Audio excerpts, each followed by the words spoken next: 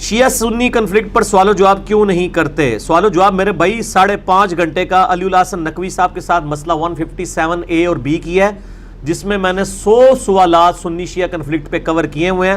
اب کوئی سوال بچا ہی نہیں ہے، تو اس لیے بار بار تو اس کو لکیر پیٹنے کی ضرورت نہیں۔ آپ حیات النبی پہ بھی ہر دفعہ مجھے چٹ بھیجیں گے تو میں آپ کو یہ کہوں گا کہ مسئلہ 5 دیکھ لیں، بار بار تو نہیں میں نے ریکارڈ کروانا۔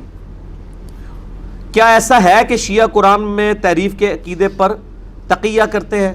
ہم تو ظاہر پہ فتویٰ لگاتے ہیں، ظاہری طور پہ تو وہ قرآن کے جو اسی قرآن کو مانتے ہیں جو ہمارا ہے۔ میرا اس کے یوٹیوب کے اوپر کلپ بھی ہے، کیا صرف شیعہ ہی کافر ہیں؟ تو اس میں آپ کو کئی اور چیزیں بھی پتہ چلیں گی۔ تقیہ کا فیصلہ آپ نہیں کر سکتے۔ میں نے تو کئی سنیوں کو بھی دیکھا ہے کہ وہ تقیہ کرتے ہیں۔ جنگ جمل صفین نہروان کے اوپر بخاری مسلم کے حدیثوں پہ صدیوں سے سنیوں کے بڑے بڑے بزرگوں اور علماء نے ابھی تک تقیہ کیا ہوا تھا، یہ پردہ ہی تو ڈالا ہوا تھا۔ اسی لیے تو مودودی صاحب کو گالیاں کھانی پڑی۔ کیوں کھانی پڑی؟ اگر یہ تقیہ اہل سنت نے پچھلے 1000 سال سے نہ کیا ہوتا تو مودودی صاحب کو ویلکم کہتے کہ جی آپ نے کون سی نئی بات کی ہے، یا ہمارے یہ 72 حدیثوں کو ویلکم کہتے۔ تو تقیہ تو سب نے کیا ہوا ہے، لیکن ہم ظاہر پہ حکم لگاتے ہیں کہ جی یہ مانتے ہی ہوں گے بخاری مسلم کو، جو چھاپ تو رہے تھے۔ اس طرح چونکہ شیعہ بھی یہی قرآن چھاپ رہے ہیں، یہی بانٹ رہے ہیں، تو آپ ظاہر کے اوپر فتویٰ لگائیں، باطن آپ کے اختیار میں نہیں ہے۔ کیوں؟ صحیح بخاری میں اسامہ ابن زید نے ایک دفعہ ایک جنگ کے دوران ایک بندے کے اوپر حاوی ہوئے تو اس نے کلمہ پڑھ لیا، پھر بھی اس کو قتل کر دیا۔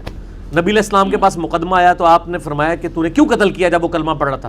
کہا یا رسول اللہ وہ ڈر کی وجہ سے پڑھ رہا تھا۔ آپ فرمایا تو نے اس کا دل چیر کے دیکھ لیا تھا۔ صحیح بخاری میں حضرت خالد بن ولید کے بارے میں بھی یہی واقعہ آتا ہے۔ نبی علیہ السلام نے 7 دفعہ فرمایا اللہ میں خالد کے عمل سے بری ہوں، جو کچھ اس نے کیا میرا کوئی تعلق نہیں ہے۔ حضرت خالد کہتے ہیں مجھے اس دن خواہش ہوئی کاش آج سے پہلے میں کافر ہوتا اور آج کلمہ پڑھ کے مسلمان ہوتا، میرا یہ گناہ تو دھل جاتا جو میں نے ناحق کسی کو قتل کر دیا۔ تو حالانکہ یہ لاجیکلی بالکل صحیح ہے کہ ایک بندہ مرنے کے قریب ہے اور وہ کلمہ پڑھ دے، لیکن نبی علیہ السلام فرما رہے ہیں آپ نے تب بھی اس کے کلمے کا احترام کرنا ہے کہ وہ تقیہ نہیں کر رہا۔ تقیہ عربی میں کہتے ہیں ڈر کی وجہ سے، یہ تقوی یہ لفظ استعمال ہوتا ہے نا، قرآن میں آیا ہے کہ موت کے ڈر کی وجہ سے تقیہ تم کر سکتے ہو۔ سورہ آل عمران کے اندر، سورۃ النحل کے اندر تقیہ پہ میرا مسئلہ نمبر 123 ریکارڈڈ ہے۔ تقیہ کوئی شیعہ کا مسئلہ نہیں ہے، یہ قرآن و حدیث کا مسئلہ ہے۔ تقیہ کیا جا سکتا ہے جب زندگی موت کی کشمکش ہو، اس میں کسی فرقے کا اختلاف نہیں ہے، ٹھیک ہے جی۔ لیکن ہم جب کوئی ظاہر پہ کوئی کہے گا اس کے کلمے کا احترام کریں گے۔ نبی علیہ السلام نے کئی منافقین کے کلمے کا احترام کیا ہے جن کی حرکتوں سے پتہ چلتا تھا یہ اندر سے کافر ہیں، لیکن نبی علیہ السلام نے ان کے جنازے پڑھائے ہیں۔ بخاری مسلم میں آتا ہے عبداللہ ابن ابی کا جنازہ پڑھایا ہے، حضرت عمر سامنے کھڑے ہو گئے یا رسول اللہ آپ کو جنازہ نہیں پڑھنے دوں گا۔ بعد میں حضرت عمر کہتے تھے میں نے یہ کیوں اتنی جرأت کی، مجھے نہیں کرنا چاہیے تھا ایسے۔ نبی علیہ السلام فرمایا جب تک اللہ تعالیٰ مجھے منع نہیں کرے گا میں ضرور پڑھوں گا، اور اللہ تعالیٰ بھی دیکھ رہا تھا۔ جنازہ پڑھایا، اپنا کرتا اس کو پہنایا، مسلم شریف میں ہے، لعاب دہن اس کے منہ میں ڈالا۔ آپ کے اخلاق کی وجہ سے کتنے منافقین اسلام کی طرف لوٹ آئے۔ اللہ نے بھی اس وقت وحی نازل نہیں کی، جب سب کچھ کر چکے پھر کہا کہ آمدہ نہیں کرنا، حالانکہ پہلے بھی منع ہو سکتا تھا۔ تو اس کا مطلب ہے اللہ کی مرضی بھی اس میں شامل تھی کہ خوش اخلاقی آپ علیہ السلام کی امت تک ٹرانسفر بھی ہو۔ مولا کا مطلب دوست ہے، آپ مولا علی تو کہتے ہیں، مولا ابو بکر، مولا عمر، مولا عثمان نہیں کہتے۔ بالکل آپ جھوٹ کہہ رہے ہیں جی، میں نے درجنوں لیکچروں میں مولا ابو بکر، مولا عمر، مولا عثمان کہا ہوا ہے، میرے درجنوں لیکچر میں موجود ہے۔ یہ آپ بالکل جھوٹ لکھ رہے ہیں، توبہ کریں، آپ نے میرے میں بہتان لگایا ہے۔ مسئلہ 55B دیکھ لیں، میرے درجنوں لیکچروں میں موجود ہے۔ آپ نے نہیں سنا، آپ یہ کہیں گے میں نے سنا نہیں، یہ کہتے تو آپ نے یہ دعویٰ کسی کے بارے میں کرنا بالکل غلط ہے۔ لڑکے اور لڑکی کا رشتہ ستارہ دیکھ کر کرنا کیسا ہے؟ غلط ہے۔ صحیح مسلم میں حدیث ہے جو کسی کے پاس اس طریقے سے فال نکلوانے کے لیے نجومی کے پاس گیا 40 دن تک اللہ تعالیٰ اس کی کوئی عبادت قبول نہیں کرے گا۔ آپ تمام فرقوں کے بزرگوں کی غلطیاں بتاتے ہیں، حالانکہ اکثر بزرگ فوت ہو چکے ہیں۔ کیا قرآن میں آیا ہے کہ جو فوت ہو جائے اس کے متعلق خاموشی اختیار کریں؟ کہیں قرآن میں نہیں آیا۔ قرآن نے تو سارے فوت شدہ کی غلطیاں بیان کی ہوئی ہیں۔ حضرت یوسف علیہ السلام کے بھائی کدھر زندہ ہیں؟ آج تک آپ سورہ یوسف پڑھتے ہیں تو آپ کے تو محاورے میں بولا جاتا ہے برادران یوسف۔ برادران یوسف کیا کافر تھے؟ پیغمبر کے بیٹے تھے، صحابی تھے، کافر نہیں تھے۔ حضرت یوسف کے بھائی تھے، پیغمبر کے بیٹے، پیغمبر کے بھائی۔ اب آج تک کہتے ہیں برادران یوسف، جو غداری کرتا ہے اپنے بھائی کے ساتھ تو آپ کہتے ہیں برادران یوسف۔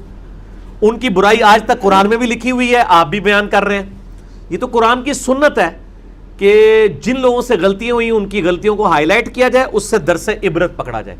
قرآن میں کہیں نہیں ہے خاموشی اختیار کی جائے، یہ انہوں نے ایک جعلی مطلب نکالا ہے قرآن کی ایک آیت سے۔ اور آؤٹ آف کنٹیکسٹ اس کو کوٹ کیا ہے. اس کے اوپر میرا ایک کلپ ہے, وہ آپ یوٹیوب پہ جا کے دیکھ لیں. انجینئر محمد علی مرزا اور اہل حدیث کے درمیان اختلاف کی اصل وجہ کیا ہے. اس میں نے بتایا کہ یہ لوگ کس طرح دھوکہ دیتے ہیں.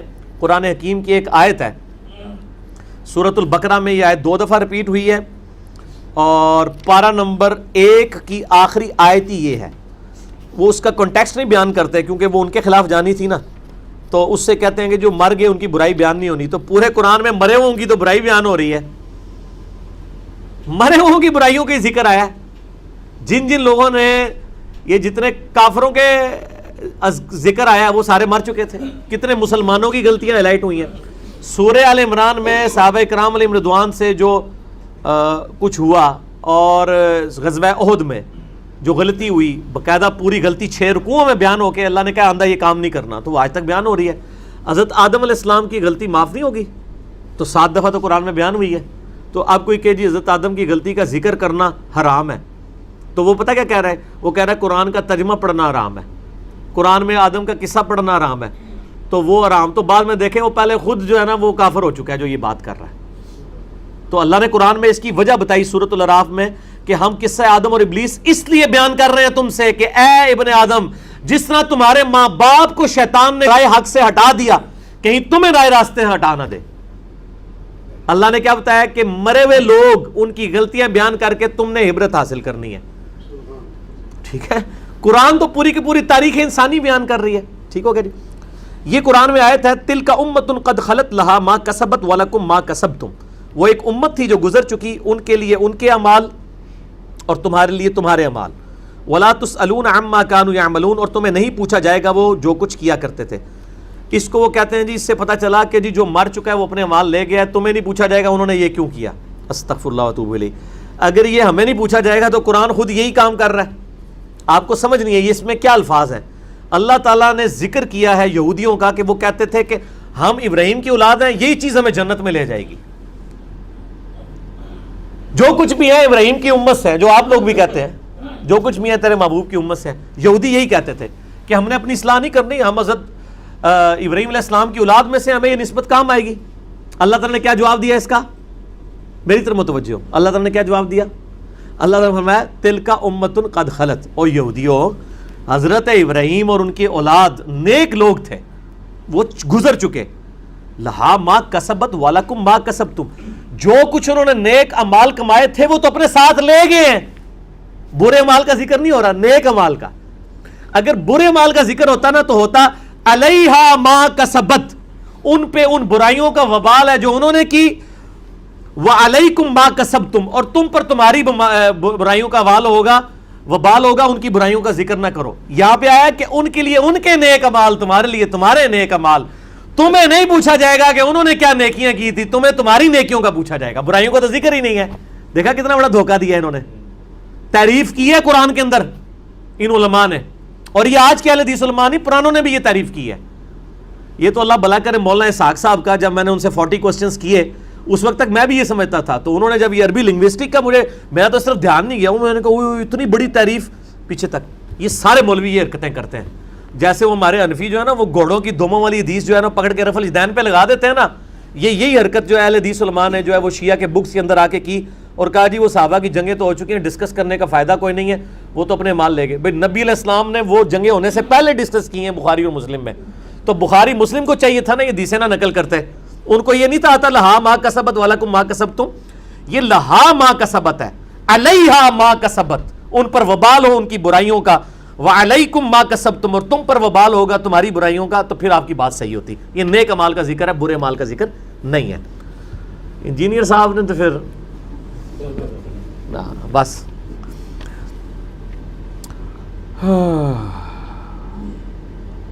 مسلم کی حدیث میں ہے کہ عقبہ والوں میں سے ایک شخص حضرت حذیفہ سے جھگڑ رہا تھا اور حضرت حذیفہ نے اس شخص کو منافقین میں شمار کیا, تو کیا کسی کتاب حدیث میں اس شخص کا نام آیا؟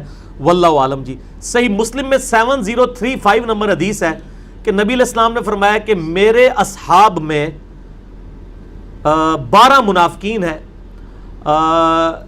وہ اس وقت تک جنت میں داخل نہیں ہوں گے جب تک کہ اونٹ سوئی کے ناکے سے گزر نہ جائے. جیسے امپاسبل ہے, جیسے قرآن میں بھی ہے سورۃ الاعراف میں کہ کافر جنت میں داخل نہیں ہوں گے یہاں تک کہ سوئی کے ناکے میں سے اونٹ نہ گزرے. یہ عرب کا محاورہ تھا.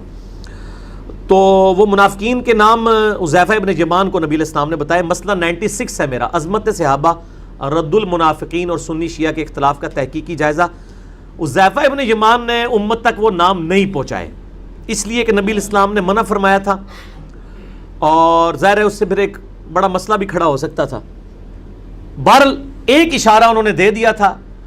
حضرت علی کی خلافت اسٹیبلش ہونے سے 40 دن پہلے وہ فوت ہوئے. انہوں نے مرتے وقت اپنے بیٹے کو نصیحت کی تھی کہ میرے بعد جب تم اختلاف دیکھو، ان کے بیٹے کا نام تھا محمد بن حذیفہ، تو تم نے ہر مسئلے میں حضرت علی کے ساتھ رہنا ہے. تو اگلی گل تسی آپ سمجھ جاؤ، ٹھیک ہے جی. باقی میرا واقعہ کربلا والا پڑھنا.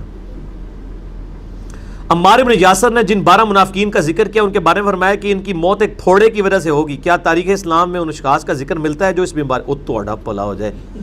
ایک کیڑا ڈاڈا بندہ ہو جنہیں سوال لکھا ہے، ٹھیک ہے جی. ہاں جی، اس میں کئی ایسے ہیں جو اسی پھوڑے سے مرے ہوئے ہیں، لیکن اس طرح ہم ڈیفینیٹلی فیصلہ نہیں کر سکتے، اس لیے کہ نبی علیہ السلام نے خوارج کی نشانی بیان کی ہے کہ وہ ٹینڈ کروائیں گے، گنج. اب اس کا یہ مطلب نہیں کہ جو بھی گنج کروائے، یعنی سر کے بال ریموو کروائے، وہ خارجی ہوگا، کیونکہ مولا علی علیہ السلام خود بھی گنج کرواتے تھے. ابو داؤد میں حدیث ہے کہ مولا علی کہتے ہیں کہ جب سے میں نے نبی علیہ السلام سے سنا کہ جس کا ایک بال بھی غسل میں خشک رہ گیا اسے عذاب دیا جائے گا، میں نے اپنے سر کے ساتھ دشمنی کی، میں نے اپنے سر کے ساتھ دشمنی کی، میں نے اپنے سر کے ساتھ دشمنی کی، اور میں نے بال اس طرح پھروا دیا. حضرت علی رضی اللہ تعالیٰ عنہ اس طرح پھرواتے تھے. تو خوارج کی ایک نشانی یہ بھی ہے. تو یہ نہیں ہوگا کہ جو بھی اس طرح پھروائے گا وہ خارجی ہوگا. ہاں یہ کہا جا سکتا ہے کہ جو خارجی ہوگا نا وہ اس طرح بھی پھرواتا ہوگا. تو یہ پھوڑے والا جو ہے یہ بیماری ظاہر ہے کہ یہ کینسر نما ایک دوبیلا پھوڑا ہوتا تھا. اب وہ ظاہر ہے کہ آپ یہ تو علماء سے پوچھ کے چلیں، ان علماء سے ہی آپ جا کے پوچھیں کہ نبی علیہ السلام کے ساتھیوں میں سے کون سے لوگ ہیں جو دوبیلا پھوڑے کی وجہ سے دنیا سے گئے ہیں. تو اگر ان کی منہ سے جھاگ نکلنا شروع ہو جائے، کانوں سے دھواں نکلنا شروع ہو جائے، تو آپ سمجھ لیں کہ وہ آپ کو نام نہیں بتائیں گے. تو میں نے تو ویسے ہی نہیں بتانا آپ کو، یہ اپنے علماء سے پوچھ کے چلیں. یہ کہتے ہیں نا علماء سے پوچھ کے چلیں، تو آپ علماء سے پوچھتے. اچھا ایک طرف یہ آپ کو کہتے ہیں ہم سے پوچھیں، جب پوچھنے جاتے ہیں تو پی جاندے نے اگوں اللہ دے بندے ہو کہ وہ جس طرح سورۃ الاعراف ہی چاہیا ہے کہ اللہ نے علماء سو کی مثال دی ہے کتے کی سی کہ وہ زبان آمتا رہتا ہے. اور واقعی آج بھی اسی طرح ہی ہوتا ہے کہ وہ بنی اسرائیل کے تو علماء صرف زبان آمتے تھے، تو مطلب آگے پتہ نہیں کہاں تک اتر آتے ہیں. تو چلے ہم اس نے ظن رکھتے ہیں، آپ جن کو علماء حق سمجھتے ہیں ان کے پاس جائیں گے. جی آپ نے یہ جو پھوڑے کا نام ہے دوبیلا، حدیث نمبر ہے صحیح مسلم میں 7035 انٹرنیشنل نمبر کے مطابق، مسئلہ نمبر 96 میں موجود ہے. وہ آپ دیکھ لیں اور آپ اپنے علماء سے پوچھ کے چلیں کہ یہ کون ہے. ٹھیک ہے جی. اگر آپ کے علماء یہ کہیں یہ باتیں نہیں کرنی چاہیے تو ان کو کہیں کہ اس کا مطلب ہے are you trying to teach your profit, یعنی آپ کیا اپنے نبی کو یہ سمجھانا چاہ رہے ہو کہ یہ باتیں نہیں کرنی، کیونکہ ہمیں تو نبی علیہ السلام نے بتائی ہے نا. آپ دیکھیں یہ چند لوگوں کا دفاع کرتے ہوئے اپنا ایمان سے ہی. مجھے مولانا ساق صاحب کا ایک جملہ یاد آ گیا، پہلے تو میں ان کو کوٹ نہیں کرتا تھا، لیکن ظاہر ہے کہ اب تو میں نے چونکہ جب کافروں کو کوٹ کرنا شروع کر دیا ہے تو میں ان مسلمانوں کو کوٹ کیوں نہ کروں کہ جن کی وجہ سے کتنے مسلمانوں کی اصلاح ہوئی ہے. تو مولانا ساق صاحب یعنی اکثر کہتے تھے وہ یار نبی نال ٹکر لینی جے یہ گلاں نہ کر کے، نبی تانوں دس کے گیا تے تسی آ رہے ہو گلاں نہیں کرنی، اللہ دے بندے نبی نال ٹکر لیندے ہو. بھائی اسی تے نہیں نبی نال ٹکر لیندے. اللہ کے رسول علیہ السلام نے صاف فرمایا کہ میرے بعد جو نا صحیح طرز کی حکومت ہو 30 سال ہے، ثم یکون ملک نذور، پھر ظالم بادشاہ تھے، ٹائرنٹ کنگڈم کا اس کو. اب ہم صفائی دیں کہ نہیں حضرت معاویہ کی حکومت ٹھیک تھی، یہ رسول اللہ سے ٹکر ہے. آپ کہہ رہے ہیں کہ وہ ظالم حکومت ہوگی. اگر نبی علیہ السلام نے فرمایا کہ جی میری بیوی پر حوض کے کتے بھونکیں گے، تو نبی علیہ السلام کو اپنی بیوی کی عزت ہم سے زیادہ پیاری ہے. اگر وہ امت کو یہ حدیث بتا کے گئے ہیں تو یقیناً آپ بتا گئے ہیں، ہم نے بھی اسی طریقے سے نقل کیا اور آگے بیان کی ہے. ٹھیک ہے نا جی، اس میں کوئی گستاخی نہیں ہے. یہ اسی طرح کی گستاخی ہے جیسے کوئی کہ جی قرآن اتنی پاک کتاب ہے تو یہ شیطان کا نا نیور کیوں آیا ہے، کڈو. تو کوئی نکال سکتا ہے؟ قرآن میں اللہ کے بعد سب سے زیادہ نام جس کا ہے وہ شیطان ہے، کسی پیغمبر کا بھی نام نہیں اتنی دفعہ آیا. ہاں سارے پیغمبروں کے نام جمع کریں نا، جتنی دفعہ ریپیٹ ہوئے ہیں اس سے زیادہ شیطان کا نام آیا ہوا ہے. تو آپ کو نکال سکتا ہے اس کو، حقیقت ہے ایک. اسی طرح نبی علیہ السلام کی جو حدیث ہے وہ حقیقت ہے. بہرحال امام بخاری امام مسلم سچے لوگ تھے, انہوں نے نقل کی ہیں.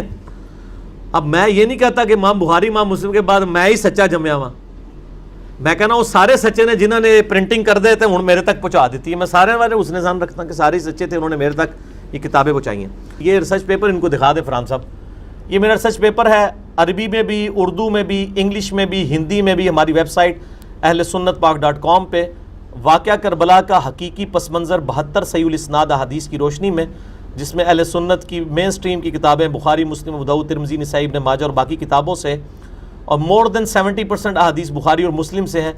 کل 200 روایتیں میں نے واقعہ کربلا کے حوالے سے جمع کی ہیں. ظاہر ہے کہ جب سنی جو ہیں وہ اپنی زبانیں بند کر کے اور اپنے اپنے بلوں میں گھسے ہوئے ہیں, صحیح بات لوگوں کو بتانے کے لیے تیار نہیں ہے, شیعہ بھی اسی طریقے سے ہیں, تو لوگوں میں ظاہر دراڑیں تو بڑھے گی.